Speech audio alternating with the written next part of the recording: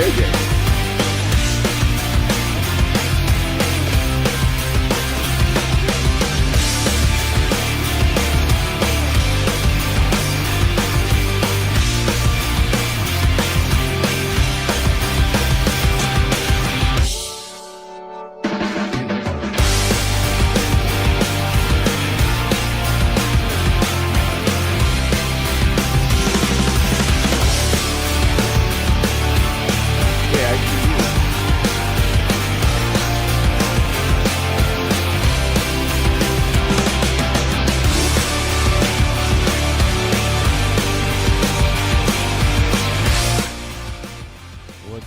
Ladies and gents, I know you can hear me out here in Barkland as Milo goes nuts, but we had a good showing for NXT. We're over here trying to figure out Skypeland, why it's not showing Spaz. I can hear him. He sounds good.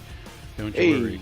But we'll get this squared away and figured out in a second. Hopefully everybody's doing well tonight. Thank you for hanging out. Yeah, I can't get enough of this new Linkin Park song, both of them. It's been great. I cannot wait another month from now. We're going to get the new album. I'm excited. Tonight, NXT Night 2. Live from the CW network, taking on Tuesday night Dynamite. Right now we got Jay White talking in the TV corner. That's over here. Spaz, we're trying to get your video up, buddy. Don't worry, we'll figure it out eventually. But okay. At least for now, we know that, hey, something's working, right? You know? I was going to say you can hear me, right? Exactly. At least we got that working for us. I'm sitting here being quiet thinking nobody can hear me. I was like, my name's up there. That's good enough. No, how you doing, buddy? We're hanging in there. How about you? How you doing? Hanging in there? I'm doing all right. Different kind of show tonight. Not bad, but different than the one the previous night for sure. Absolutely. Tonight was a lot of fun. I really like what we got. I think it was a little bit better than last week, to be honest. Even though last week we had the street fight, that was a little bit of a unfortunate, disconcerting effort. Hey, there we go. We got the one Skype part working. I wanted to get the one that works really nice that we paid for with the update. Hold on, let's try it one more time. Okay. Let's see if that works. Let's see. All right. Try it all one right. more now, time. See, now that I can see myself on your screen, I can put my light on and see if you can actually see me. There we go. Exactly. Hold on. We'll see if we get this going or not, because it's supposed to be with the NDI thing working, and just pull it in your the video here, but apparently it's not doing it. So we'll see what happens. We'll continue to play around with it for a minute, you know. Oh, yeah. Hey, there we go. It looks like we're getting something to go through. It looks like it's working. There we go. So let's get that I'm still a couple seconds behind, so I see the Skype logo, but we're figuring it out as we go. Now we can see you and your sexy super face, so we got that going for us. Yeah, like I said, tonight, NXT, obviously they gave us a new North American champion. Tony D overcomes the massive size that is Obafemi and his undefeated reign that he's had for quite some time now. I mean, he has defeated so many superstars, single-handedly destroyed people, and we got a new champ. I'm excited, let me tell you what. I am, as you can see, I got my little jack-o'-lantern over here. I'm in the Halloween spirit, so I like the Mafia Don going ahead and having the title heading into Halloween Havoc. How you feeling? I do, yeah. It is one of those things that's going to bear out as to, like, they got to be doing something with Oba, either a really early call-up or they're going to have him go for Trick, but there's, like, 3 or 4 other people lined up for Trick right now, so I think it's getting to be a crowded situation at the top. Yeah, I mean, that's kind of the thing, and you know, we saw this happen a while ago with NXT when they have too much of the upper echelon, when they had too many guys floating around in that NXT title area and not really getting the chance to shine. If they didn't get themselves involved in some type of side blood feud, then we really didn't see much for most of them for a while. So it's nice to see some things mixed up. You made a joke to me earlier in the night saying that you wanted to see Trick or Yeet in that match, and instead we got a little something like that. Not entirely, but we got Yeet and Whoop Dat Trick. So Whoop Dat Trick, Yeet being chanted on through the crowd. Loved hearing it. You know, it was a very raucous and live crowd. Now you're looking official. Now I got the gimmick up and everything, so yeah. That's right, built in. I got to say sorry to your audience who's way used to you being able to do the streaming stuff a lot better than me. It's like I try something, and then I have to wait like 10 seconds to see if it actually worked or not. So still working that out on my side of things. cheap plug for the stuff that we do over on my channel with State of Wrestling, and we'll be nailing out all the Bad Blood and the first 2 hour Raw and all that kind of stuff coming this Thursday. But I figured, okay, it's better than looking at my messy room. Yeah, no, absolutely. And, so far, I don't want to sound any type of elitist way, but what we've seen from Dynamite, I see why they wanted to have an uninterrupted hour in front of, past NXT. Because what they gave us so far was really just a whole lot of nothing. They tried to make Darby Allin look like a badass with a rock. Well, guess what? We got a rock, and he's the final boss. You and I are going to be talking a lot of Bad Blood. And his kid is running NXT. Right? And we're going to be talking a lot about, Bad Blood, this past night's Raw, and even what's to come with Crown Jewel, next week's Raw, etc. So I'm genuinely excited, and that's the thing that I've missed for a while. Bad Blood actually had a point behind it. It had stipulations that were meaningful. It had storylines that were, but it had some storylines that were either concluding or being advanced or set further in motion. We got some great returns. We got some surprises. We got some typical WWE overstacked booking at its finest. And we got some okay moments as well. But you and I are going to break all that down this Thursday. It should be out on Spaz Phoenix YouTube channel. Really quick, too, we're going to give a shout-out to Liz because she was there in person at Bad Blood. Hey. I wanted to hear her side of things. Unfortunately, I didn't get a chance to talk to her yet. Life has been impossibly busy. So we went ahead and I pulled up one of her clips, which was probably one of the best ones she sent me. She had a great seat. And she went ahead and sat like right past the ringside seats. She was that very next section, and she was looking dead on at the ring. So when Cody went ahead and dove through the table to keep the, the werewolf down, this is the great shot she got here. So you can see this in a second. But the salute. Yeah. Love to see it. So if you go ahead, you head over to twitch.tv/DJAnime2016. You can see her schedule over there when she's live. You go ahead, you go in the chat, you hit hashtag raffle, and you're going to get yourself up to 50 tickets total to enter to win 2 $25 gift cards that'll be given away on October 30th. So go over to her Twitch channel, give her a follow, and if you're in that chat October 30th, you'll be having, and you have some raffle tickets earned, you'll have a chance to win. Pretty cool from her. Can't beat that. Got to be in the Halloween spirit. So we definitely had some big moments tonight. I really liked what they gave us to start. It felt like a raucous party. We get Trick Williams to kick off the show, and he said that, I'm going to take the title and shove it up everybody's ass. Oh, wait, there comes Wes out of the crowd. He's going to go ahead, and he's like, I'm going to leave you in the in the dust. And just like Mello did. And then Jey Uso comes out, and they, dapped it up in the ring, as white boy as I can say that. The Yeet chants were going strong. And he says, I appreciate you showing up. And he says, if either one of the titles, they're going to whoop that trick. So at least he had a little bit of backup, and it was a cool segment. Got the crowd really big into it. Everybody was excited. I was happy. It was fun. Yep. Oh, yeah. The one thing I will say, and it is kind of a spoiler for what we're going to talk about when we talk about Raw in a couple of days, the way they started off Raw, where you started with the pop for CM Punk, and then you had the pop for the Rollins return, and then you had the pop for who came out right after that? Oh, it was Jey Uso. It was kind of the same thing here because you got Trick Williams, who's over as hell anyway. You got the brand new champion celebrating the second week of the on the road tour, I guess you could say. Interrupted by Wes Lee, who, I mean, he's heel right now, but he still is one of the more popular guys on NXT. And then obviously the thing that was spoiled to us on Twitter earlier on in the day was that Jey Uso was going to be there. So you knew pretty good chance that he was going to be interacting with Trick Williams. Like they're the types of over that kind of work well together. They're both new champions. Very, very cool. But like just as I say, comparing it to Monday Night Raw, sorry, losing my words a little bit here. Yeah. But just stacking pop on pop on pop.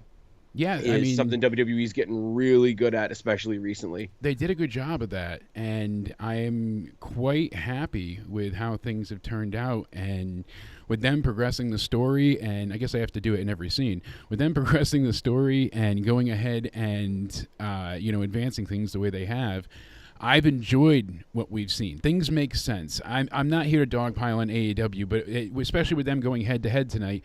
Did you know that Chris Statlander is a face now? Yeah, I mean, I wouldn't know that except for the fact that we talk about it. The Wrestling for Life guys buried them for it. Yeah, well, that's what I'm saying. If people didn't report and talk about the idiocy of this, I would not have known because Collision isn't even happening this week. They treat it like a crapshoot every other time. I mean, I just failed to understand what and why.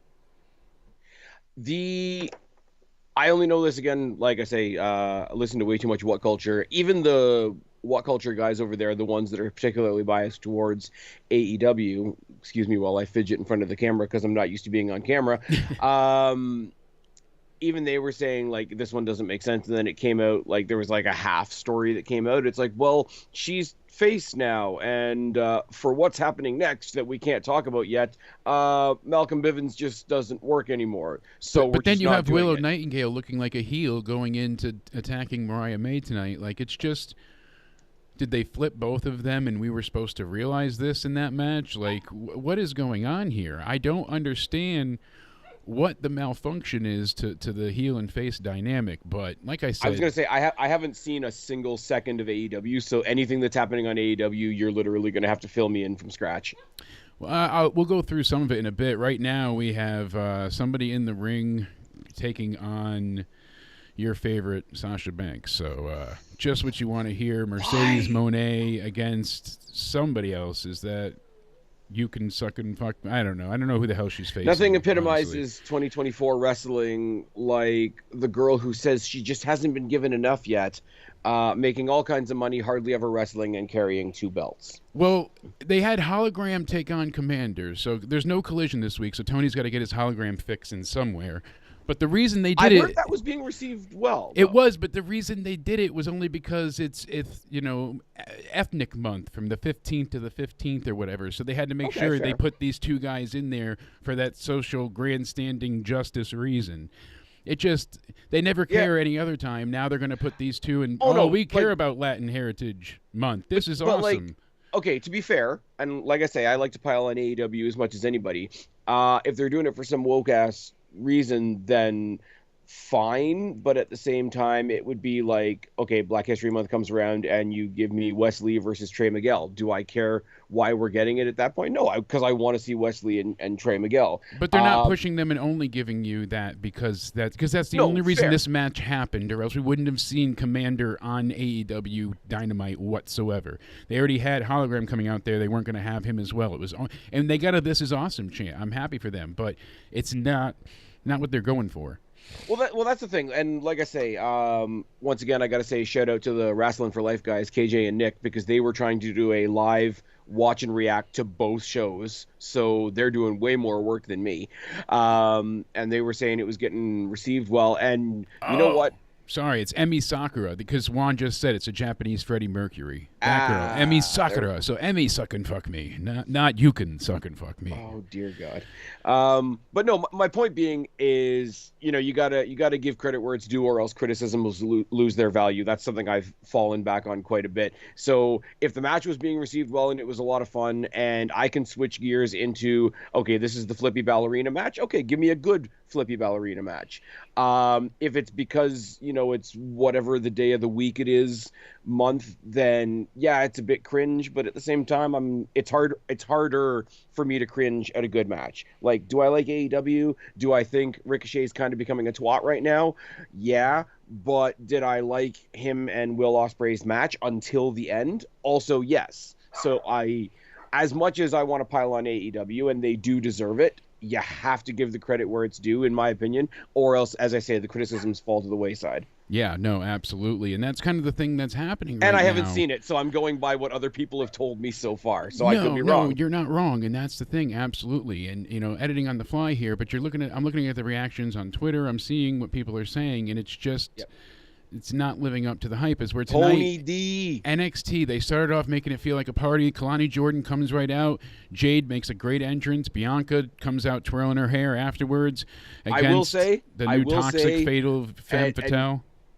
as you say, we know why they did it, but just before everybody else left the ring, the absolute like Avengers Assemble pose in the middle of the ring of the women's tag champs, the women's North American champ, the IC champ, and the new NXT champ was pretty sick. Yeah, Like it was a cool shot. There's five over as hell people standing in that ring right now, and they weren't even all in the match.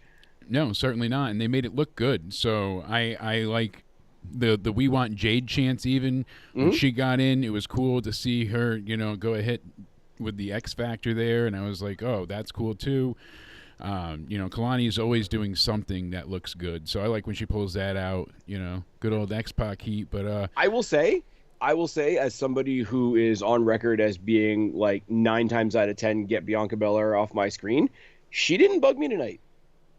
I gotta give the credit where it's due. Like, she was a working cog in the wheel of a 6-person match, so maybe her participation was dialed back in that sense. But the things that usually bug me about Bianca Belair didn't bug me tonight.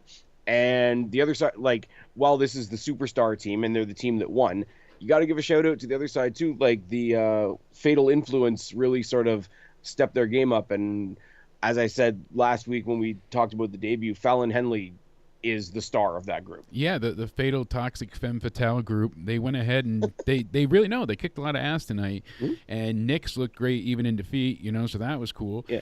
Well, you knew she was going to be the one to eat the pin. Like, let's be real for a second. Yeah, we knew that. She's Jasmine the work in Nyx progress. Was, the other two are the projects. Yeah, right? Henley and Jane are really going to go ahead and hold the elite picture there. But oh, come on, can we use a better word? Yeah, no, it's got to be. But I like what they did. I liked how they went ahead and built towards the North American title picture for the women. They also made the women's tag champs look like a credible threat still, which is good. We need more of them. And then they got the little back and forth after the match where it's going to lead to a match possibly of the Metaphor coming to SmackDown. So that's awesome too. Like, it gets better and better because everyone's getting built up. That's really cool because a lot of the time, like, they always say these are the tri-branded belts, and it usually is somebody from the main roster coming down to NXT to have a match. So for them to say, no, why don't you come up to SmackDown? Really cool flip on what the normal interaction is there. I will say as well, just in general, like, Jade and Bianca being the main the main roster stars, they really did try hard to put out this vibe of, like, this is Kalani's party and we were just invited. I get that. Like, they really had that. I mean, when they got all their belts handed to them at the end and the referees just handing them a stack of belts, like, that's always a bit badass as well. Yeah, like, here, this is yours. Yeah, exactly. Jakara Jackson and Lash Legend being on SmackDown next week. I'm curious as to the reaction they get, because we've seen other people. We've seen Trick Williams show up momentarily. We've seen Carmelo Hayes go up to SmackDown well before he actually got his call up, and they were received as people that were already known. I'm wondering if a more niche act like the Metaphor has that same, like, pre-existing knowledge. Like, will they get a pop? Will it fall flat? I'm not wishing that on them, obviously, but it'll be interesting to see. Yeah, it certainly will be. I mean, because they're not taking somebody right off the top of the NXT roster this time around. Yeah, like, exactly. Like, they're not putting Ethan Page up there, who got a mixed reaction on Raw, for example. Some people are saying, "Oh, the heels, they lose more often than they should," but I don't feel like that was a huge loss here. Like, of course, the tag champ should be beating people, and especially your North American women's champ should be beating people as well. So I liked afterwards the little thing with they interview Cora Jade. She's talking about how no one expected her, and she's right. And everyone kind of doubted her by not expecting her. Great point. I love when heels have valid criticisms and reasons to be heels. So you got, Schreiber interviewing the two in the back, and then she talks to Julia, and you see Julia, before she can answer, she gets a knock on the door, and she sees an old friend. Hello, old friend. And then they cut the commercial. Which is right out of Star Wars, isn't it? Old friend. So you and I were joking about it. I was hoping it was Asuka just because that was my crazy pick for the, whatever to begin with. That, because I wouldn't mind that being a thing. Like, if it was oh, we think it's going to be Stephanie Vacour because we know all three of these women are coming in, and you just bring in another random main roster person and still keep the Stephanie Vacour debut for another day. And we know we've got Delta on the horizon. We'll talk about later on how we saw the return of Nikita Lyons tonight as well. The roster's a bit stacked. It And I mean, really is stacked. if you It's go in the super past stacked. 10 days or so, that's like maybe 10 people that have either debuted or returned in the past 10 days or so. I know we saw the graphic of like, oh my God, WWE brought back 6 people in a week. But Julia came in and she had her first real match other than her like intro match Yeah. on last week's show. Stephanie Vacour Taking on Chelsea Green there. Yeah, that was a fun, like, squash match for her to show off a little bit. Stephanie Vacour taking on Ren Sinclair next week will be interesting as well because they Yeah. haven't. I'm sure we're gonna get to that tag match, but we didn't jump into it right away. One of the speculations that I had heard when they advertised Cora Jade and Roxanne speak after last week's return or whatever, I thought they were gonna immediately bump shoulders with Bianca and Jade Cargill, and that would have been something that they would have I set thought up. that interaction was going to happen as well, but I guess maybe they're saving it for a little bit later on down the road. So we get the women's champ still. She comes down to the ring, and Perez is there in street clothes, looking great. And she says, Julia, this international sensation. Everyone told her that her time is up and she's going to lose, and this woman's going to be your new champion. And she's like, but still, I ended up with the belt. And she's like, the fans will always find a new flavor of the month, but I'll still be standing tall. And then she said about rekindling her own friendship. She's got her, there's Cora Jade. She comes out, she looks great, and she's like, oh, the women's roster is super deep, but you all overlooked me, as we said. You know what I And will say, though? She's like, I make NXT. So that was a great comment. And sorry to cut you off, but it is exactly what more people on the roster should do, because we all had it was a really interesting trifecta of news that, oh, we're getting Julia, oh, we're getting Stephanie McCour, oh, we're getting this girl Delta. We've had Rosemary over from TNA. More notably, we've had Jordan Grace over from TNA. Like, the whole roster should be throwing their hands up in the air and saying, what about us? You know what I mean? No, they really should be. Everybody wants their time. I mean, the baby faces aren't going to do roast in that, the obviously. sun. The baby faces sort of have to play it off as, oh, cool, some more people to prove myself against. But the more real, the more human reaction to that is, yeah, okay, what about us? No, absolutely. You're absolutely correct. And that's kind of the thing right now, is that it kind of leaves you wondering, who else are they going to bring into the fold? Who else are they going to have interrupt? So now, we get Julia making her chance. She goes to interrupt, and they're like, come on, get in the ring. The number advantage is there. And that's when Stephanie Vacour makes her entrance. This was the old friend. And the two of them, they take on Jade and Perez, clean them for the ring. And then they do a great little chef's kiss to this. I loved it. They both pick up the belts, at the same time. And, Stephanie with one hand, Julia with the other, and they lift it up together, both holding hands, and that's how the segment ends. So and you know what good. I love about that is because you can play that off as, oh, they just came in as a team and already they're like playing a tug of war with the belt. You could play that angle, or you could play the angle of, hey, Roxanne, you're a bitch. We've got your belt. I don't know which one of us is going to win the belt, but it's not going to be you. Yeah, absolutely.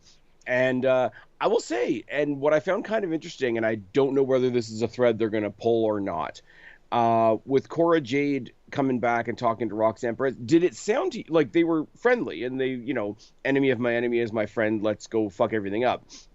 But did it sound like Cora Jade was being a little condescending to Roxanne? See, I didn't take it as that yet, because she said she's the woman that's going to make NXT, but then she also said she likes this version of Perez, and that's what mended their friendship. She's like, she agreed. She said that Jade just wanted her to look out for herself. She said the women's title broke their relationship, but it's what's bringing them back together. So for now, I don't think she's being condescending. I think she means But I think they did it. They let that subtle air. They did it randomly enough that you could throw that into a video package later on. Exactly. It could be something you'd come back to. I think that's why they chose their words wisely. Yeah. the vibe that I got from it was one of I knew you had this in you. You didn't quite have it when I left. Like they were both baby faces, and she turned heel first, right? Yeah. So, is there an element of, hey, there's a realization you don't get anywhere here by being nice, and I realized it before you did. Like, congrats on catching up, type of thing. I don't think they're playing on that right now. I think they're leaving that, as you say, as a footprint, as a thread to pull later on, because obviously they can be friends and they can like fuck with shit, and they can even go for the tag titles if they want to. But eventually, Cora Jade wants the big belt. Yeah, no, absolutely.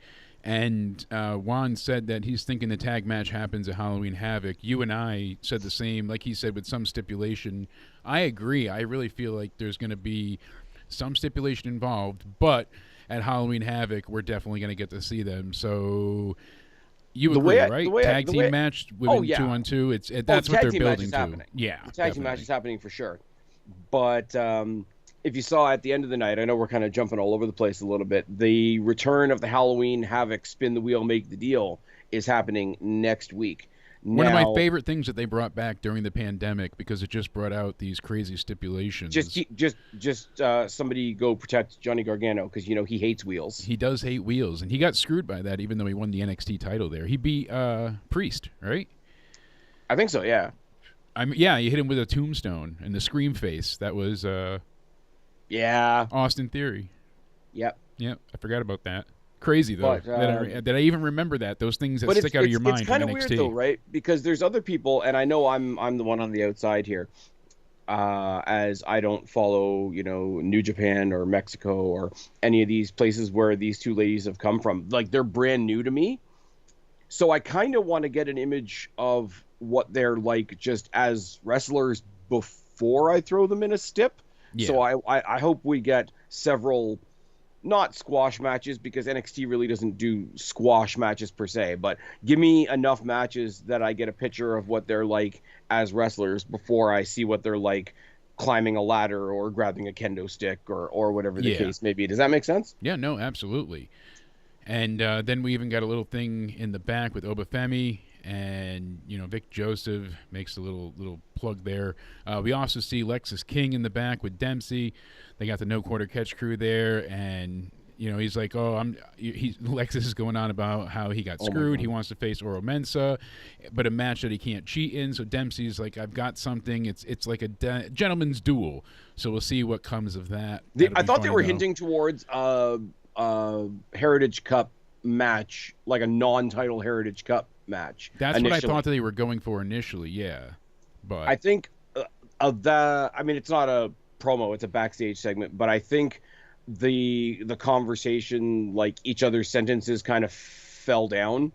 Like when you hear somebody talking, it sounds like their mouth is falling down the stairs. Yeah. I think the conversation, the way it was scripted, kind of fell apart a little bit, and I think they brought it back around at the end. But not for the first time, I'm gonna shout out Nick from the Wrestling for Life guys, who during this segment all he could say was, the facial hair in NXT is really starting to piss me off. Yeah, because you got the handlebar. You got the handlebar with Charlie. I don't know what's going on there. Yeah, and Dempsey's had that going for a while, and now Lexus here. And Lexus King's face is AI. Yeah, it's so perfectly barbered. Like I can't even shave in a straight line, and you want to talk about edging? Jesus, I don't know how the hell that comes about, but that is a specialty to have. It's actually funny because, as you know, and as anybody that follows me on Twitter knows, because I flooded Twitter on Sunday, I was at the first ever Destiny Haywire taping, and one of the ladies actually behind me took one look at Hammerstone, who, by the way, is our new Destiny World Champion. Check it out for Spaz Phoenix bucket list. It's fine. and asked me if he was made with AI, and I'm like, that's funny because he's big. And I was like 3 feet away from him, kicking Trent Seven's head off. Yeah, but, no doubt about it. Yeah, AI, CGI, the guy is a fucking monster. He is massive, and so is AJ Francis. I got to meet that guy as well, and the dude is like head and shoulders. I know he's a big guy, but he's head and shoulders taller than me. Yeah, you don't think he's as big as he is, but yeah, he's deceptively large. Yeah. And he's a nice guy too. In the height size, not just the girth. You know, he's Yeah. he's got some Hey, weight I behind don't those I don't meat bones. I don't have any criticism to throw around as far as anybody having girth. So Yeah, no flops, where no it change here. counts. Exactly. But who also is big, Obafemi, and he's taking on Tony D'Angelo. This match made me believe in Tony. I'm telling you, Mhm. they did a great job. You even had a couple of commercial breaks, but the way they split it up was really, really good.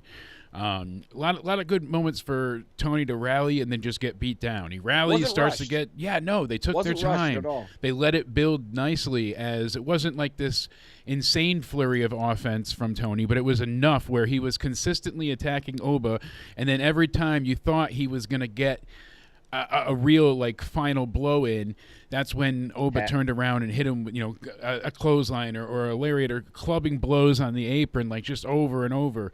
Then you had everybody on the outside, Stax, Luca, Rizzo. They're all trying to convince Tony to cheat, use the crowbar, use it, and he doesn't want to cheat. He wants to do it legit. He wants to prove that he can beat him. Mm-hmm. And you go ahead and you get a great moment here where Tony spears Oba in the ring, and you think, oh, this might be it. He might have gotten him here because he just puts away the crowbar, but no, that's not it. And then, he got him with a couple of the short arm clothesline. And then finally they get to the outside. So Oba dumps Tony to ringside, and then Oba follows. And Oba's going to get a power bomb, and he end up spine bustered himself through the table by Tony. So Tony knows he's got to get him back into the ring to get this match won, and he drags the big sumbitch into the ring, and he gets a 2 count. And I'm like, oh, that's it. He lost. That was his almost got it, should have got the 3 count moment. They're not going to give it to him. Oba fires up as anybody can, like Sami Zayn kicking out at 1 last night. Oba sits up and gets going, and Tony D just gives him a quick reverse chokeslam into it. He gets out of it, gets the sunset flip, and gets the win here. And I was like, holy shit. So he followed up with the spine buster, and then, the 2 count, and then the sunset flip. He gets the win. The crowd goes haywire. And Tony D, it's back to the Don. He's your new NXT North American champion. He completes the total Rocky 3 story arc that we've been talking about for weeks now. Yep. Adrian, he did it. He's got it. And there's the corny part of me that wishes they had done the Adriana. I did it. This was so much better than their previous match at the PLE as well, because this one had so much story, but you needed that match to happen to sell this one. You needed him to be completely destroyed and screwed. You needed him down so you could watch him get back up. Exactly. And the way they built him up each week and told this story over TV, the win that we got was fantastic. So, new North American champion, Tony D. I'm excited.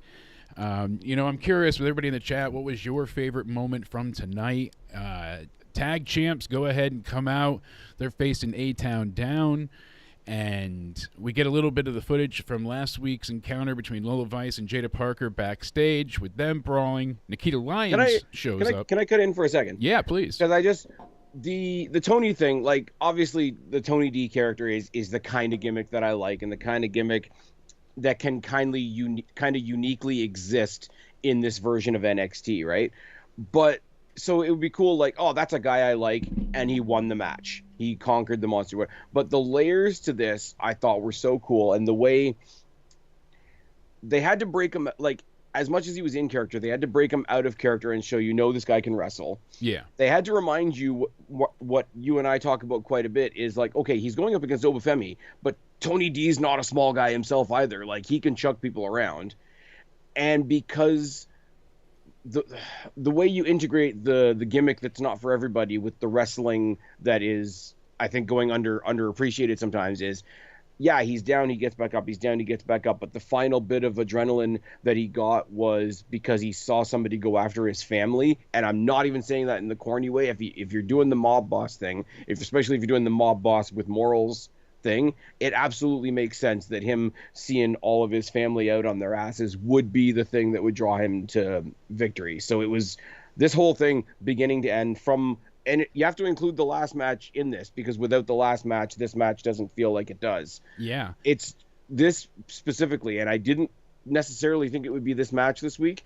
This match delivered on every level it had to. Absolutely. Shout out to Gorilla Strong as well in the chat. Haven't seen you in a Hey, long time, so that gave me a smile to my face.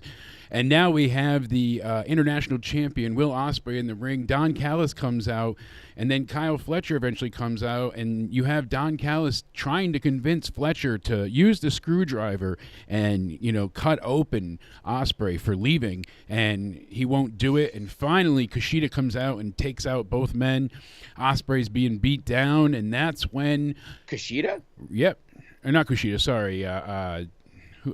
Takeshita, excuse me. I always fuck that up. I was gonna say Kushida's in TNA. Takeshita, yeah, take a shit. Takeshita goes ahead and Take a shitta. Yeah, take a shitta. Takeshita goes ahead and he makes the dastardly attack, takes out Ospreay, takes out Fletcher, and we go ahead and we see Ricochet make the save, the third man for the triple threat. He comes out and clears the ring, takes out Takeshita, so we still have Takeshita take a shit, taking on Ricochet and Ospreay in the triple threat this weekend. No disqualification. Who gives a shit? But that's what we got in Dynamite, so nothing great so far. But Kyle Fletcher was all over Twitter saying, "Hey guys, is anything else on tonight? Like, you shouldn't be throwing stones, man." Like, I don't know why throw barbs. I'm not even attacking at this point. I like, this is genuinely not an attack. But they're not in a good place. Don't throw barbs from underneath. I guess Garcia came out and made a very big rah-rah AEW is where the best wrestle chant, got the crowd to be like, the feeling is restored, I'm back, I'm where I need to be, I'm staying here, AEW is where the best wrestle, and you got AEW cheers. So fuck me. Nothing great there. MVP, Shelton Benjamin, we're backstage watching, matches on a monitor. Who gives a shit? There's almost okay, I have to say this. Willow Nightingale won the Fatal 4-Way as well. So they took Nyla Rose, Jamie Hayter, and Saraya. I'm happy for Willow. That's cool. Love to see her getting somewhere in a company that doesn't like to book women. So on their go home show, they'll build up the match of Willow Nightingale taking on Mariah May, and then she attacks Mariah in the back. So Jesus Christ. But I mean, they had Hayter chase Ford to the back, and once that happened, you're like, all right, she's out of here. Saraya's down, so. You knew it was going to be her. It was obvious that it was going to be Willow, and that's kind of the sad, unfortunate way things are happening. It is. It's obvious, but I'm not any less happy for the success of a wrestler that I enjoy. No, certainly not. I like Willow, but it's just not well booked. You don't know who's doing what at this point, sadly.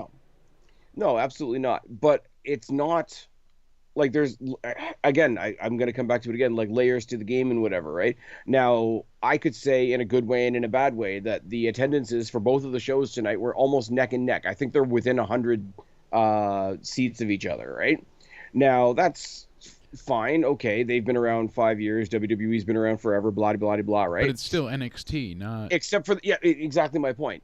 Like, your flagship show is... neck and neck with WWE's developmental show, which admittedly had to go to a smaller venue because they didn't sell so well. If they were going up against last week's Chicago show, they would have been outsold 7 times. But here's the thing. They had to do a lot of these, like, oh, shit, we have to make a match for this weekend things tonight. They had Darby Allin out there talking, giving his, I know I lost my title shot speech, and Brody King comes out and says, oh, you're not the Darby Allin I knew, and then Darby hits him in the head with a rock and makes him bleed, and now they have a match this Saturday.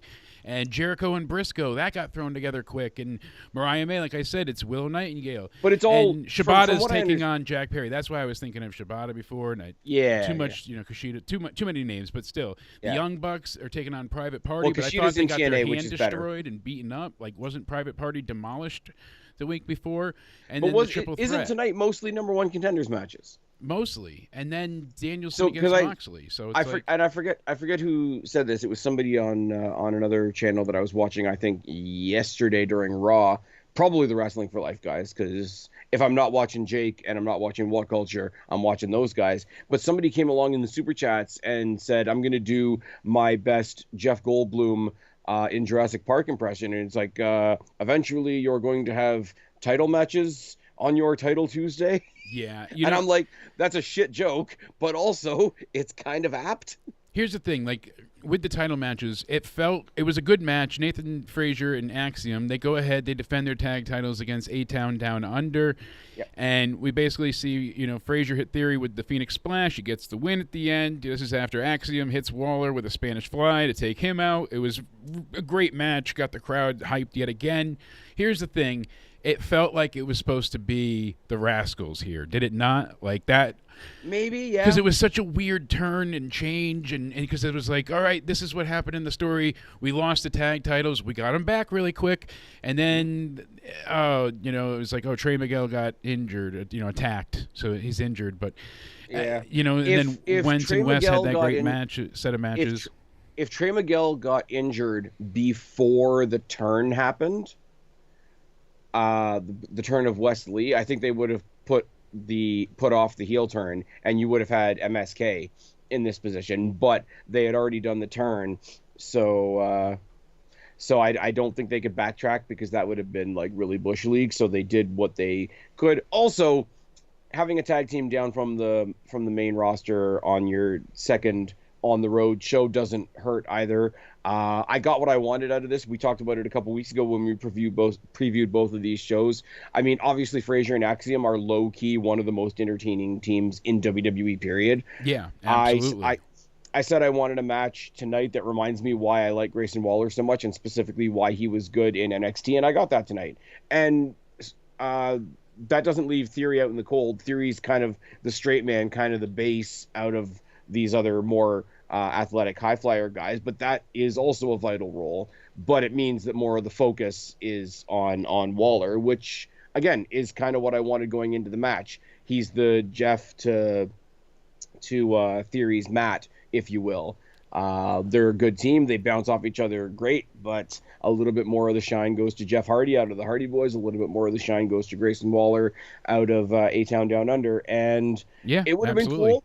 I would have liked to see a title change. I would have liked to see A-Town Down Under do a tag team NXT run, but I'm sure they'll do something else at some point. My question, now that Motor City Machine Guns are apparently going to SmackDown instead of NXT, who do you line up for Fraxium other than this newer team of Cedric Alexander and Ashanti the Adonis, which could be really good, but I don't think they've fully got their feet on the ground yet. Yeah, no, and that's kind of the thing that's a problem. We need a few. I mean, we have some teams established, but what's going on, Casey Israel? Good to see you back as well. I'll have to jump in and talk to you on your channel at some point in time. And then Juan also said Trick versus Wesley, Oba versus Tony, Stephanie and Julia versus Cora and Roxanne. Faxion will defend their titles against Stax and Luca.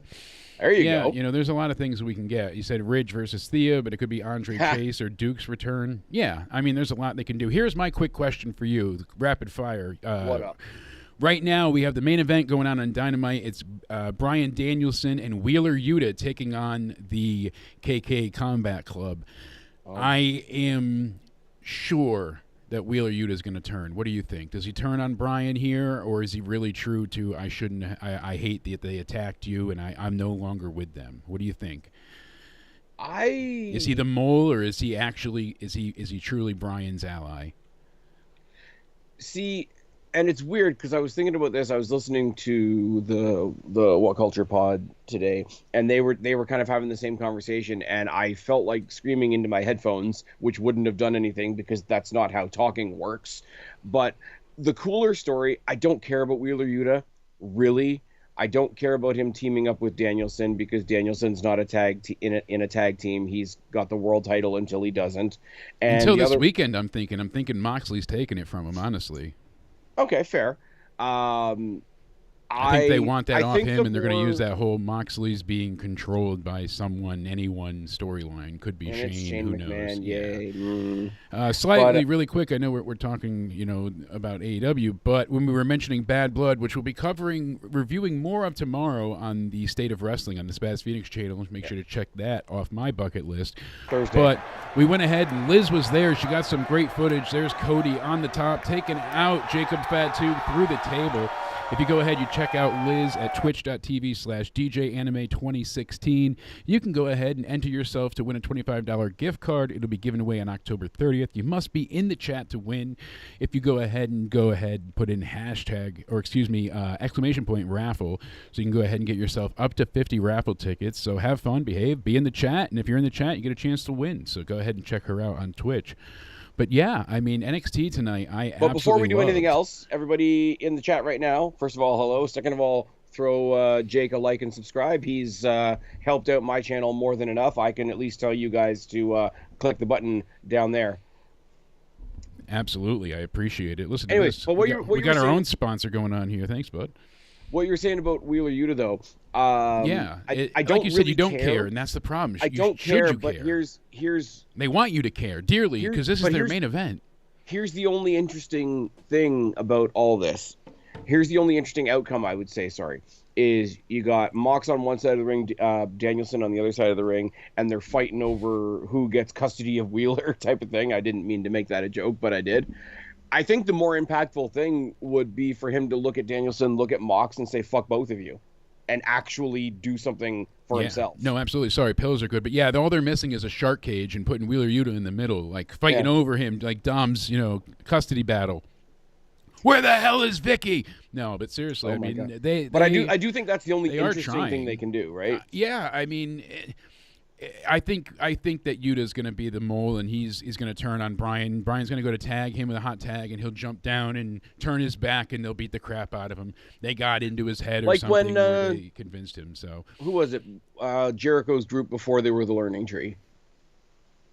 Wheeler has the personality of a wet trash bag. Yeah, Gorilla, I agree. And Casey, I always love you, buddy. It's great to see you back. Dom was Jericho... human at Bad Blood. Yeah, human pinata indeed. Dom was getting the crap kicked out of him like a human pinata. You know what, though? We'll talk about it more on Thursday, but that was a hell of a spot. I didn't see it coming. I kind of wondered why there was like extra chain at the bottom of the cage, and then by the time I was done wondering, they had done it. I wanted to know how they were going to get, because he wasn't over the ring, and usually that's the crux of the match. Well, they couldn't because of the cell. Right? Exactly. So I was like, how are they going to get her to him? What are they going to... And then when he fell out and he's hanging there, I'm like, oh, genius. What a great spot. He looks like a klutz that's afraid of heights, didn't want to be in there. I love because, like, WWE does things that inspire naysayers, no doubt. But when they had the cage on the rampway, a lot of people were saying, oh, is he just going to be in a cage on the ramp? Is it going to be like a War Games situation or the penalty box for the Iron Survivor match? Yeah. Which they could have done something narratively with as well. This was a lot more fun. This built up to the reaction of her telling the ref, hold on, I got to take care of something, and going out there. And I like the fact that there was a DQ called. They did something in front of the ref, and he's like, well, that wasn't the plan, but shit, now I got to call it. Because unlike AEW, where they see people trade weapons off or things of that nature, interference. Okay, but you got to Jake, that's not fair though, because you got to remember, like, AEW hires horses as referees. True, they no doubt. Don't have the full frontal vision. I will say right now, as a cheap plug to what we're going to do on Thursday, I am not going to be as universally praising of this pay-per-view as I normally am. The highs were really fucking high, but I got a lot of issues to talk about too. So watch your podcast feeds on Friday morning when we get to talk about that. But before I lose my train of thought, what was Jericho's group before he was the Learning Tree when they were doing the I'm a sports entertainer gimmick? Was that the Jericho Appreciation Society? Yeah, Society. That's so when you had Jericho Appreciation Society and the good Blackpool Combat Club. Yes. And they were both fighting over who was going to get Daniel Garcia. Yeah, you're a wrestler. The crowd naturally chanted that. I bitched Joe out forever saying that was the moment that Tony officially shot the horse out back. It was just done for. He old yellered that thing, and the mule was no longer kicking. I thought the coolest thing out of all that would be, I mean, it's a moral conversation between AEW and WWE, wrestler versus sports entertainer. It's been done to death, right? But in the context, for a singular character to sort of stand back and be like, I could be both. Like, both of you can fuck off. Yeah, exactly. Thought, flip off Moxley, flip off Jericho. I'm going to go do my own thing. I'm going to break your face. And then I'm going to dance. I'm going to do the... But I loved how they got the crowd to naturally get behind a virtual unknown. in Garcia, and they went ahead and came up with a chant just for him saying you're a wrestler, and because it said you're a sports entertainer, no, and they vehemently and violently chanted for him. They wanted to see him away from Jericho, and then they did the whole little the turn just to do the swerve's sake. They had to do the Russo bullshit. I gotta say, for whatever reason. Shout out to Gorilla Strong, who just said Wheeler is the type of girl to close his car door with his hip. Absolutely, but he's also 10 bong hits deep, so he's onto something, I think. But so his real tag team partner is going to be Matt Riddle. Yeah, I'm not touching that one with your hip, but yeah, Nana Tan, what's going on? Hi to you as well. I that was the thing. They had a great moment at that point, and they had to do this stupid swerve booking for no reason whatsoever. They should have let him become a face in that moment. Would have been a great addition to what they needed for the Blackpool Combat Club. It shouldn't have been Wheeler Yuta ever. You mean it would have given them a personality that wasn't, hey, we're skinheads now? Essentially, yeah. I mean, Pac's in that, and he's a bastard, so he's kind of skinhead-ish. I mean, he's mostly skinheaded on the side, so that's like 2/3 a skinhead. My point for bringing that up is it's not nearly as strong because you're talking about two halves of what used to be the same group. But Wheeler Yuta, who, I'm sorry, doesn't have much of a personality until he looks like he's going to cry, could do a, hey, Danielson, fuck off. Hey, Moxley, fuck off. I'm going to go do my own thing. It might actually make Wheeler Yuta interesting. I don't think they're going to do either, and I'm pretty sure in a minute or so you're going to tell me what's just happening. They're on commercial break now. They do have a bit of an overrun, so it's 10:59. They've got a little bit to go. And sadly, you know what? The overrun hurt them so bad the week before. It actually was what brought down their rating because they went down by 240,000 Didn't they go down to viewers. 500 and something? Yes, in the overrun from 10 to 10:31. So it's 10 to 10:30 and then 10:30 to 10:31. So it's like it's 3 different segments, but really it's a 31-minute block. So whatever. Yeah, in that 31-minute span or 3-segment overrun, they lost almost 250,000 fans. People didn't give a shit. For the company. And that's with Bryan having this match again, defending his title, against the Continental title in the first 20 minutes. That should have been a champion versus champion banger, but instead it was just kind of the usual of what you get with AEW, and people weren't thrilled. So a lot of tonight was hurry up, we've got to build for Saturday, and then they're going to have to focus on right after that, Full Gear? That comes out at the end of November? But for the company that prided themselves for so long as finding every single way possible to say, look at us, we're not WWE, which, I mean, these days isn't even a selling point. Like, one of the biggest criticisms, like, in the past 12 years has been 3-hour Raw. Now, Triple H kind of cracked the 3-hour Raw formula this year and then took it away, which is bizarre. But nobody really liked the length. Nobody really liked the length of WrestleMania. I think WrestleMania once a year is an entirely different thing. I think you can have that exception. Yeah, you can have that be longer, sure. But everything else, people are enjoying the 5-match, get out 3-hour around that formula, and I think that's okay. I'm too far the other way. I think the short 5-match cards are too far the other way, but that's me. My point being is a big complaint that WWE gets is a big complaint that I get from a lot of the ladies. It's the length. It's way too much. I got through that with a straight face. It's too long. I hear the same. But look at every pay-per-view AEW. Look, oh dear, it's the nobody sits down party. That's right. I bring a bar stool to get 4 for 1. I had a point there. God damn it. I had a point there. No, every pay-per-view. Even the AEW fans are like, okay, we've already got 11 matches. Let's wait till Rampage where they throw on 5 more. And I'm like, that's why you're the master. You got right back into it. See? Even if I was into AEW, I'd be like, this is death. Yeah, and I don't care. It's too much. And WWE, I could see not being enough. But for me, I like the 3-hour because I love takeovers. So I think what it harkens back to is Triple H conditioned us for those years to love takeover, so that when he did takeovers on the main roster, we would enjoy them. I swear, all part of his plan. The problem with the takeover concept is he was doing it with a small roster and he was doing it with only one brand. He's doing it with he's doing it to represent 2 brands now. I think they've gone way too far the other way. We're gonna get deeper into this on Thursday, guys. I promise. we've gone way too far the other way into that doesn't necessarily have to be on the pay-per-view. Let's just jack up SmackDown. Let's just jack up Raw the night before. But Gorilla Strong is right. The Attitude Era was all 2-minute matches. That was it. I mean, nothing lasted. Every match, even title matches, were super short. And then every night, the main event usually ended in DQ.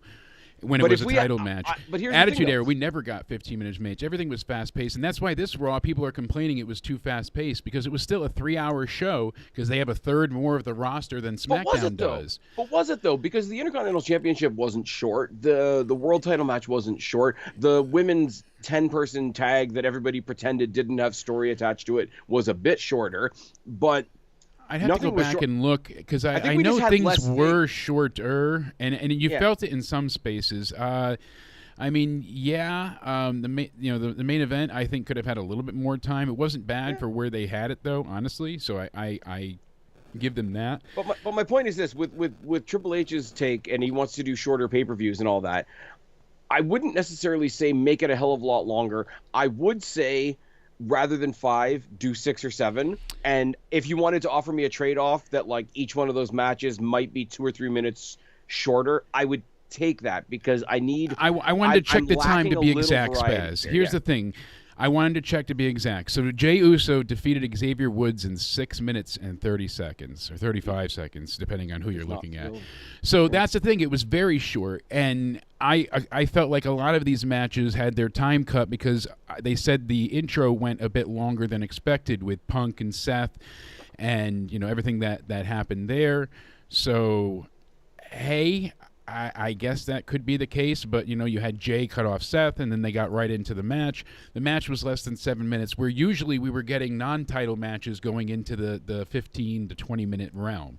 So I felt like that was a little underwhelming, because we really didn't get them to get into full gear. And then nobody wants to go to full gear. No, certainly not. And I do worry about everyone dealing with the upcoming hurricane. Helene was bad enough, so anybody affected by that, we're terribly sorry. I have been donating a bunch of time, and we raised so much money for the Red Cross locally. That's all going to hurricane relief down there.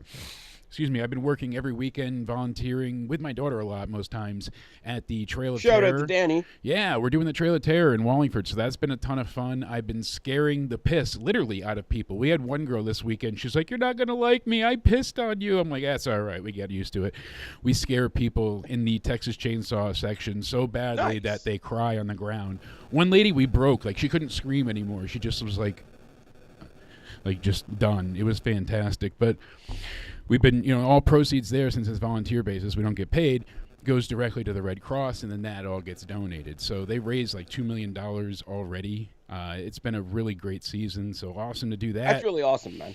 Yeah, do something, give back. They can prop me up in a wheelchair, and I could be Grandpa slinging, And the thing about that is too is like people talk about like, oh, if you're not down there like, dropping off supplies to people, running soup kitchens and whatever, then, you didn't do enough. Like, you found a fun way to try and help.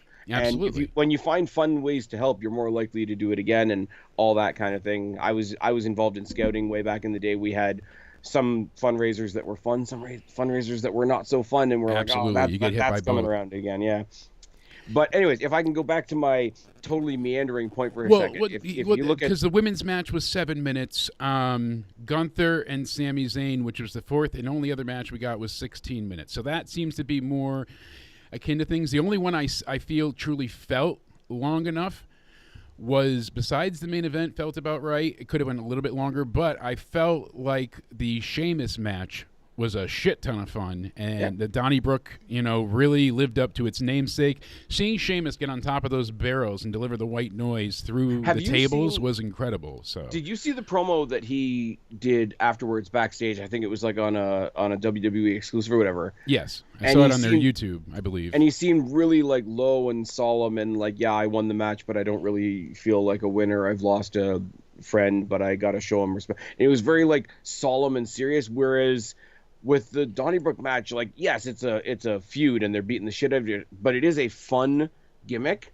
So the promo afterwards, like, all credit to him. Sheamus is an underrated promo, but it didn't feel connected to me, which is fine. I mean, it was a WWE exclusive. You only see it if you go looking for it. Brian starts to attack Moxley on the outside. After he gets the victory, he makes Pac tap with his finisher. And now we see Wheeler Yuta facing off against, Claudio and Pac in the ring. He was stopped from using the bell hammer. He just got hit by Pac. They missed it on the camera, so Pac attacking Wheeler Yuta. I bet you then we're absolutely going to see, as Juan said, Wheeler Yuta is going to screw Bryan over, and that will be what happens, I think. Oh, Jesus Christ, they're having Marina Shafir beat the hell out of Wheeler Yuta. Now he's really fucked. The problem's here. Once the violins play, the violence is never far away. Don't you forget that.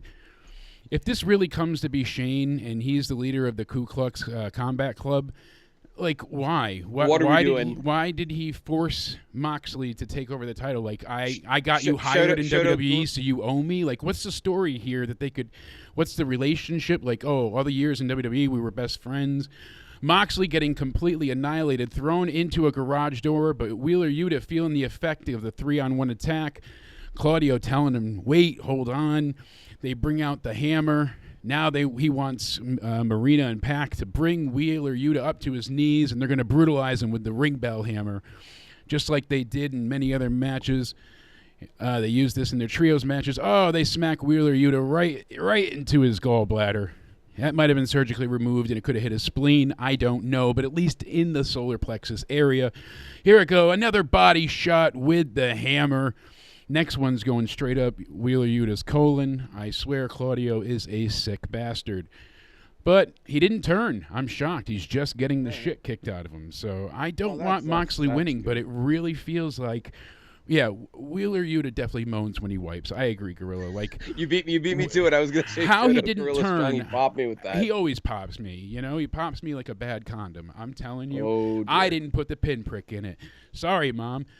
Any event, I went ahead and did not give a shit about Moxley to begin with. I've never really cared about Moxley in AEW. In the very beginning of AEW, it was like a 2-hour version of being the Elite. All their little crazy stories and their larger-than-life scenarios, they brought to life with Dynamite, basically. You had the story of Cody being turned on by MJF, and you had the Bullet Club before that being fine with Cody as the leader and how they all reconnected with the Elite stuff. And it was playing out on TV every week. And maybe we did have a really great heel champion, and I didn't praise it as much as I should have back then with Kenny Omega. But looking at what we've got now, I mean, I didn't really give a shit that Bryan won the title from Swerve because it felt like it was bad to take it from Swerve at that point anyways. It didn't feel like a good win there. Swerve just then gets to get hit with a syringe afterwards and raped, and no one gives a shit. But that's AEW Dynamite on their build to Wrestle Dream this Saturday. Unfortunately, I'll be scaring people, so we won't cover it.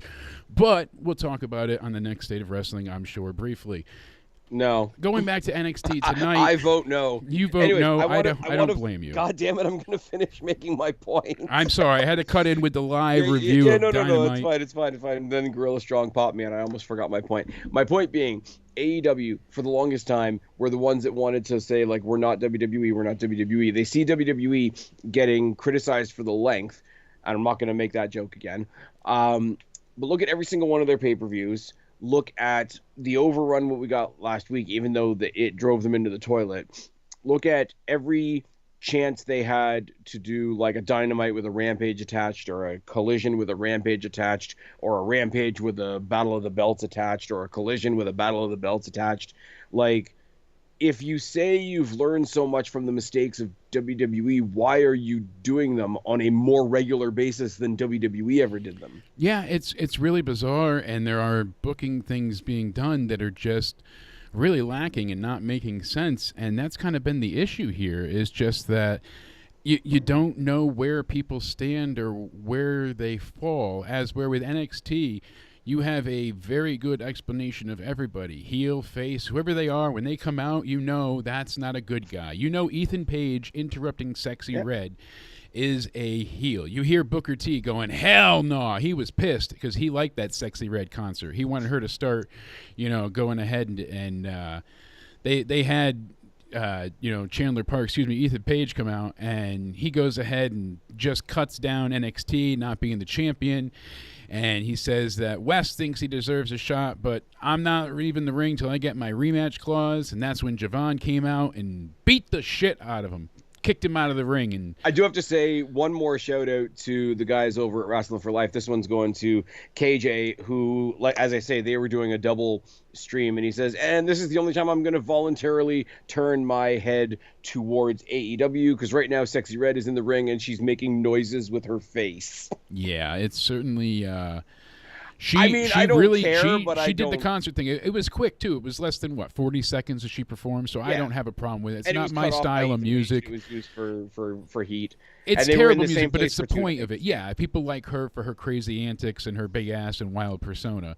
That's what's But fun. it's one. So. It's one of those, like, I don't like it, but I don't care enough to hate it.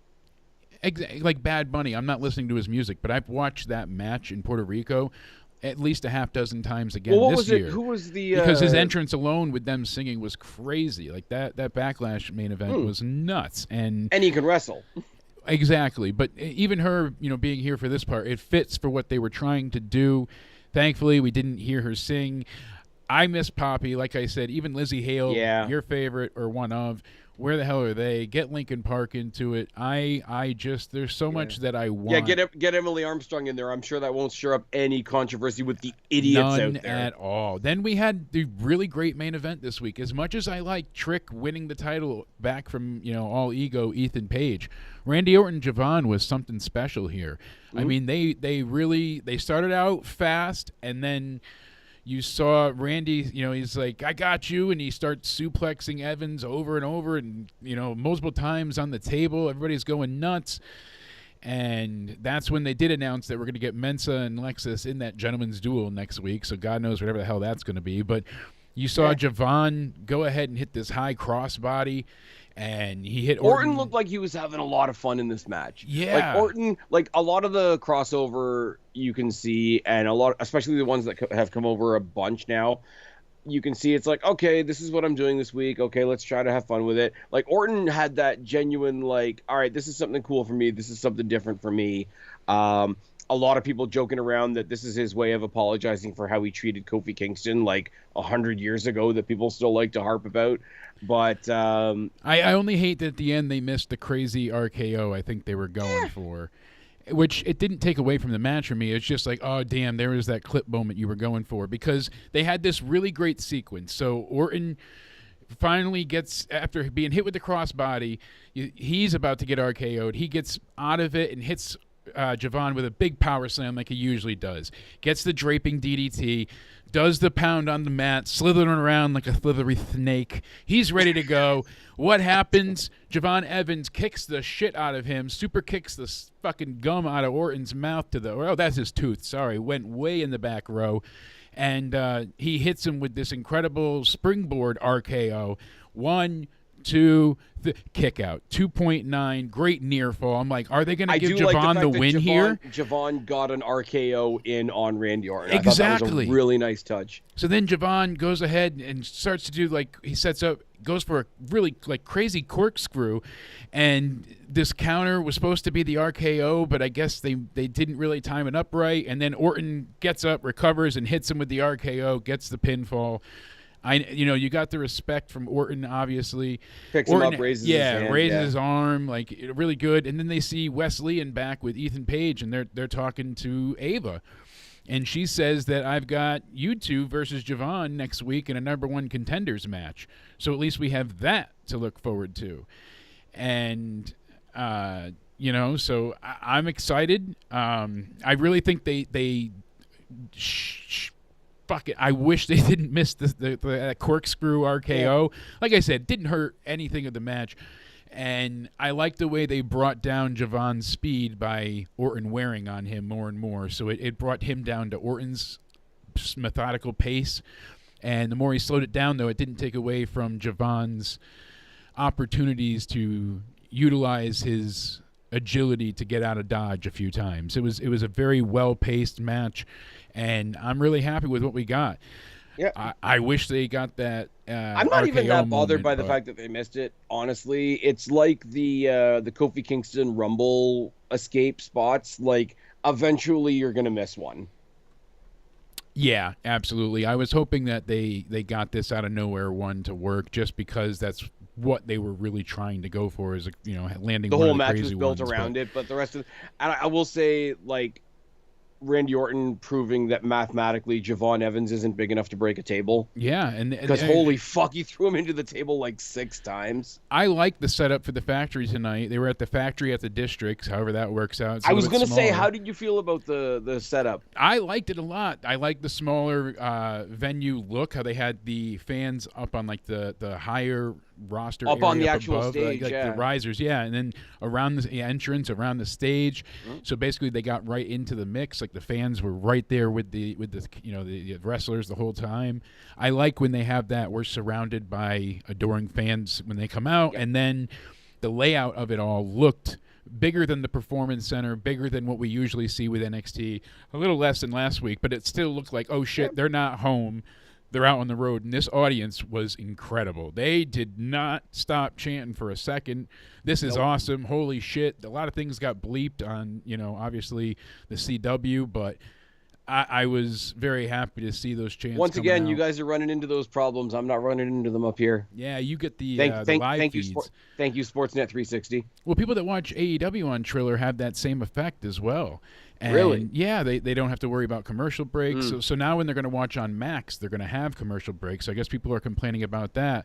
The reason I brought up the location tonight was because people were, they had to go to a smaller arena. They had to go. But as you said And it before, was the better move. They sold out this place, which is the same amount of tickets they sold for Dynamite at a much larger venue, And I haven't seen, like I said, I haven't seen any of the AEW show tonight, but I bet it But looks they were at like the a big Spokane, building with a small Washington crowd. arena there, the Spokane Arena.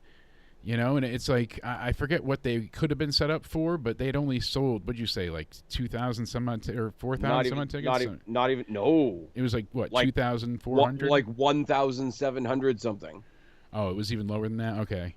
Yeah, like I say, and let's be fair, I wish NXT had sold more. We had this conversation the other week. So I'm not casting too many stones in that direction, but once again, your flagship show is neck and neck with WWE's developmental that's only been on the road 2 weeks. Yeah, because Spokane can be set up for capacity at almost 13,000. Yeah, so they sold 10%. Yeah, and let's see what the factory at the district. Really quick, we'll check that out. But what were the WrestleTix? No, I was going to say I'll have you pull up the ticket numbers, because the capacity for that, they without being set up for wrestling was $3,000, but for wrestling seating it's $2,350. So okay.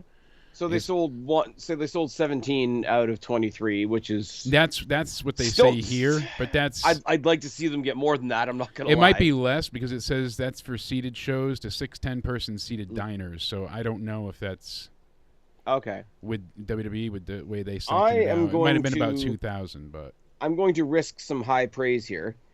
Size-wise and layout-wise, it felt like a current day TNA pay-per-view crowd. Yeah. But for how it felt, and I'm going to say this very slowly, people that have been listening to me talk about NXT for a long ass time, this is the closest I have felt since they left to a Full Sail NXT. Yeah, that crowd, the atmosphere, the look, all of it really fit tonight. And the sound, because it was in a smaller place, the sound was a little bit claustrophobic. And that's what they needed, sound because was, it made the off. audience really reverb and like when they were chanting in the beginning, the yeets and whoop that trick back and forth, you felt it. You heard the crowd make that place come alive. Whereas tonight, when Hologram came out, it looked even smaller, because they've been having Collision at that MLG Gaming Center for so long. Are they still doing it there? They had it there for so long. I don't know if they're still there, but they did, their residency of like 6 shows of it.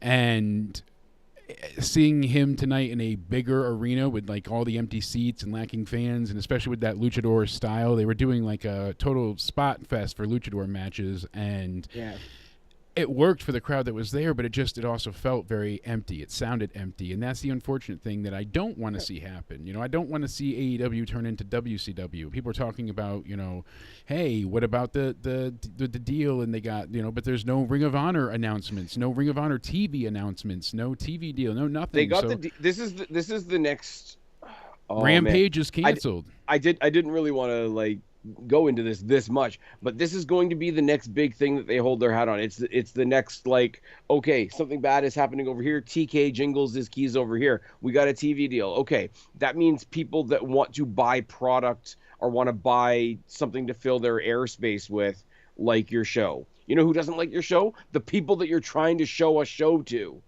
Yeah, Nobody's tuning in. Nobody's going to the show. Like I say, again, I would love if we had 2 weeks in a row of the type of crowd that NXT had last week. We didn't get it. Yeah, no, absolutely. We take that the L on great. that 100%. We take the L on that 100%. But the WWE developmental program on a week that's taking an L was neck and neck with your flagship show. I don't care about whatever Shockwave ends up being. I don't care about Collision. And they might have sold more tickets, and we'll see what the viewership is, because last week they got beaten. Now being on the same night, not up against everything else. You know, NXT was up against the debate for the vice presidency, and it was but crazy how they WWE weren't fans affected. are stupid. They don't pay attention to politics, so that doesn't matter. But the next night, it was, there was news about the debate. That affected AEW, and that's the kind of discourse that bothers me. So I don't like seeing the I will say, unfair though, bias that happens. Again, to be fair, you might have balanced that out with, how do I want to say this? Like, there was interest in a new SmackDown. There's going to be interest, obviously, when Raw goes to Netflix. They've moved to the CW. What's that going to look like? We've got rumors that the show's going to look different. It's the first time they've ever been on the road. I will say, I'll be the first one to put my hand up and say, we got a really good crowd last week for NXT. I will say there's a good portion of that that's probably curiosity views that are going to drop off this week, and I'm prepared for that. I take all that off the table.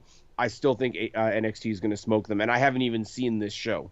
Yeah, and apparently they taped Raw. They did tape Raw last night as well. The Roy Raiders are back. No more Viking Raiders. We've got the War Raiders returning. They brought them back on a pre-taped Raw. Yeah, interesting. That not a lot of great news of what we got there either. So the spoilers I did see were not anything that screams must see. So they're still doing their UK tour at that point, and won't be able to go live. So I guess a tape show is better than nothing. But in those points, I would rather them miss a week than not do a show. Almost, that's how much I don't like, because when it ends up being taped, especially wrestling, it's like, what's the point? You can watch it anytime. It's not like I missed it. It feels like we all missed it per se. And see, the thing is, more so on a Monday, because I'm more likely to watch. If they have to double up tapings on a SmackDown, then I'll read the spoilers, and it's like, okay, I just won't watch SmackDown. I'll go catch a movie or whatever. With Raw, it's different, which is an entirely unfair precedent to set. It is, and that's the thing. You feel the emptiness without Raw being on, because you're out of usually other options. It's not a weekend. It's not. Yeah, you're not going anywhere. You don't have big plans. You're not going to the movies. Like, you're not. You have work the next morning typically, and you got to get up early. So hey, you want to watch wrestling or something live to be entertained? Absolutely. So. And the funny thing is when they go to different places around the world where the time zones are different, if they've taped SmackDown at a different time, you can find a stream of it before it even goes up at its regular time. But no, I don't mind a pre-taped show. Like, it's content, like it's Monday night, it's what I do, so I'll probably watch it. It is kind of a bummer to have somebody have their return on a pre-taped show. That's a bit not great. Yeah, no doubt about it. Julia sent out a tweet an hour ago saying yesterday's enemy equals today's friend, tagging Stephanie McCool, so that's cool to see. How badass did they look coming out there, man? They looked great coming out together. They looked like a tag team. Absolutely, and I think they will be eventually taking on Cora and Roxanne, so it looks like a tag match will happen between these four. Hearing Tony did it was another highlight of the night, seeing the new NXT champ, the Don. That's right. He's got the title. I'm excited. You were excited. Everybody loved it. Crowd went nuts. You know what the thing is, though? And I have to correct myself from last week, because they got the new belts last week, and I figured they would have new belts this week as well. I do still predict that the North American championships are going to be updated, and we made the point that the NXT tag titles are the oldest titles that have gone the longest without the sort of the revamp, but the tag titles sort of skip the 2.0-ism, and the way the tag titles look now, are more in line with the silver NXT logo than they ever were with the logos previous. So I wouldn't be surprised if those ones actually stay now that I gave them a second like good hard look when they had the match tonight.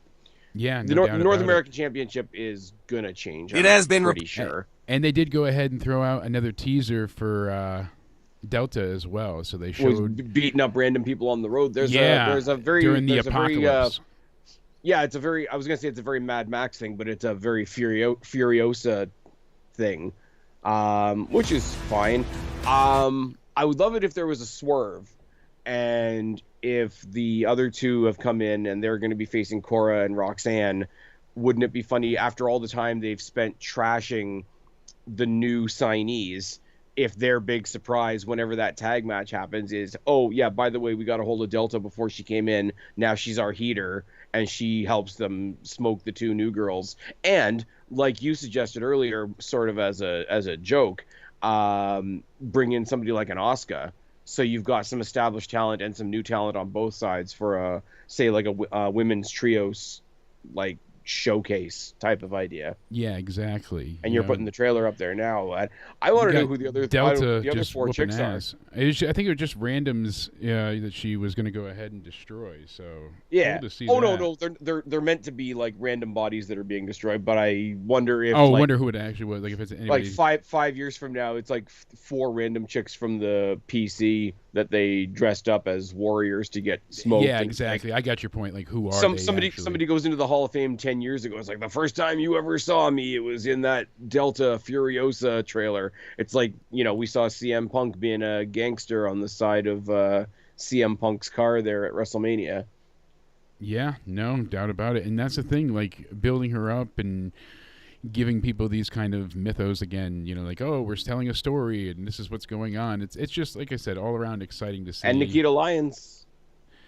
Nikita Lyons is back next week. She's going to take on Lola Vice. We're going to see the debut of Stephanie Vacour taking on Ren Sinclair. Like, stacks on stacks. And then I guess Jake the Snake Roberts got somebody traded to him in his group so he could have Hologram or Commander or anybody. So that's what they're doing in the Legends over there. But we got Randy Orton taking on Javon Evans as well tonight in the main event.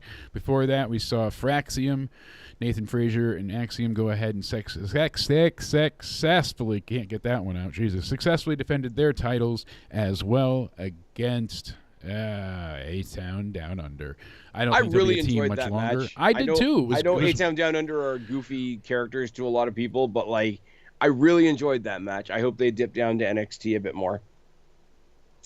And hey, we'll see what comes of it. I really like the tag match. I want to see who they're going to face next. I've been thoroughly enjoying all of this, and tonight I would honestly give it an 8 or even an 8.5 out of 10. Like, it was just a lot of fun all the way through. They're setting up for bigger and better things with the women's division. The women's tag match did not feel like a DEI insert. It felt like, hey, this has purpose, this has weight. They're the tag champs. That's the North American champion for the women. And they're going to work together to show off. And that was a perfect, breakdown of everything. Jade getting the hot tag, coming in with the big, flip at the end. And then, obviously, Kalani gets the pin. Awesome to see. I will say, out of all the matches, because you had the 2 title matches, and obviously Randy Orton being on NXT in the main event was a huge deal. So I would say, by default, the ladies trios match that started the show would have been sort of not bad, but like the least hyped up going in.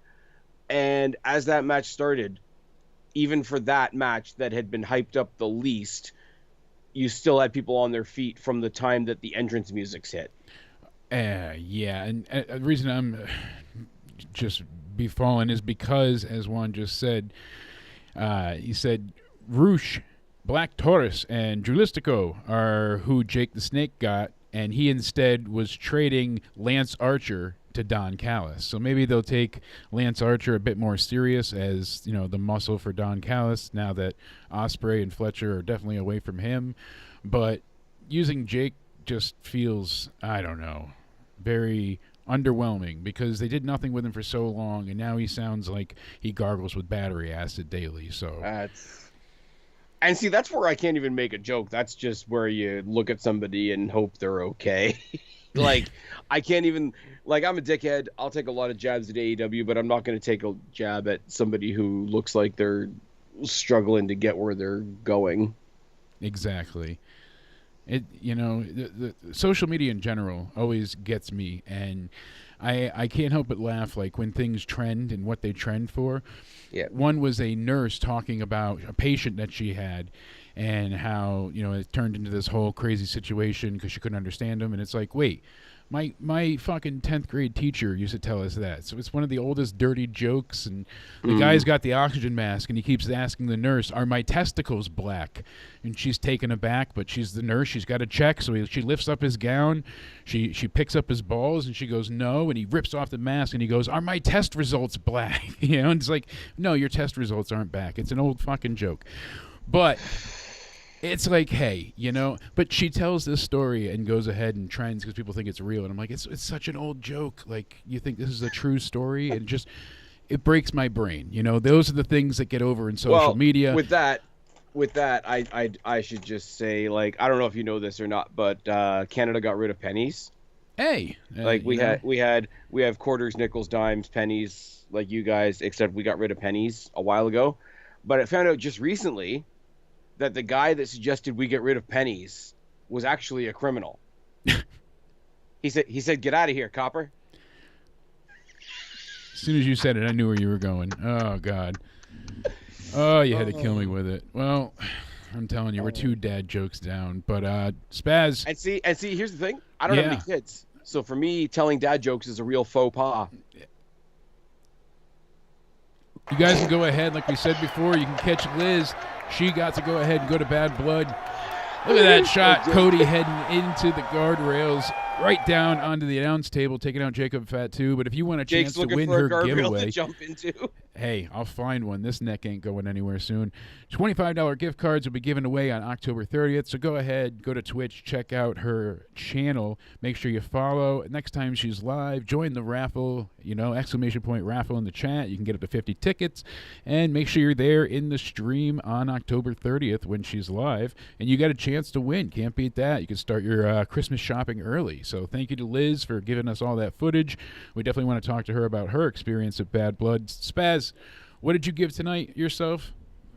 I'm going to go 7.58. I'm going against you a little bit. I do have to give the edge to last week only because it was on such a larger scale. It was all the newness of it. There was a little bit more celebration because it was new. We got the new titles. We got the DX, the Papa 1 and Papa 2 of NXT. Are you ready starting to suck it? Yes. The 2 main titles. See, were now on the line. that's exactly my point, though. Last week was on a bigger scale, so it didn't even feel like a pay-per-view either, and it didn't feel quite like a debut. It felt like a WWE like Big Raw, in that kind of sense, the way it was booked. There was a heavy emphasis on legends or people on the main roster being involved in almost every scenario. The reason I give that credit, though, is because it was going to an arena, because it had very much the identical setup of a Raw or a SmackDown. Yes. It had the risk or the worry of just coming off like a Tuesday night Raw, so it went to the bigger stage. Yes. And it kept the NXT identity, the NXT feel. It just gave you an NXT arena show, as this week was more of what we're accustomed to, I feel like. Yeah. This had more of the weekly episodic NXT Full Sail, that whole feel to it. It really did, because of the smaller venue and the crowd and the types of matches and who was there.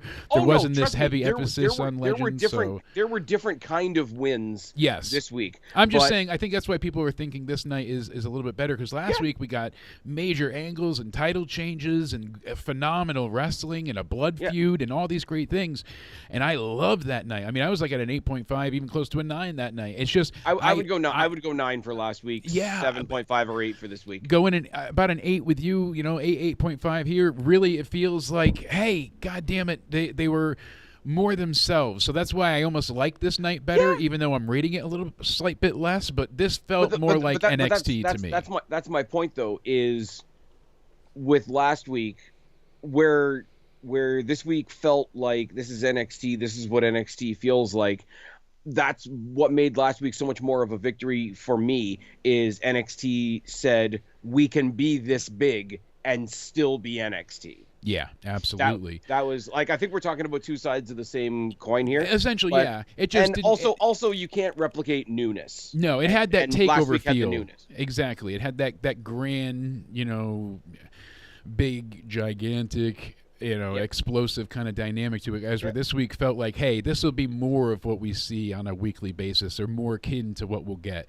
And, So and here's I the thing think as well, and we said it in the when we previewed it, sort of, we did both shows at once.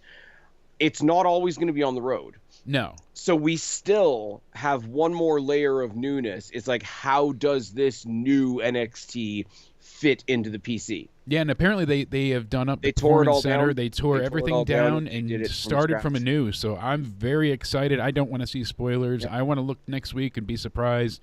I'm because they had a really cool digital board up top that had like the shadow fans there, but I felt like they could have done more with that instead of See, how that's they the did one the thing from layout. the way the PC was before, and I'm getting into really nitpicky stuff now.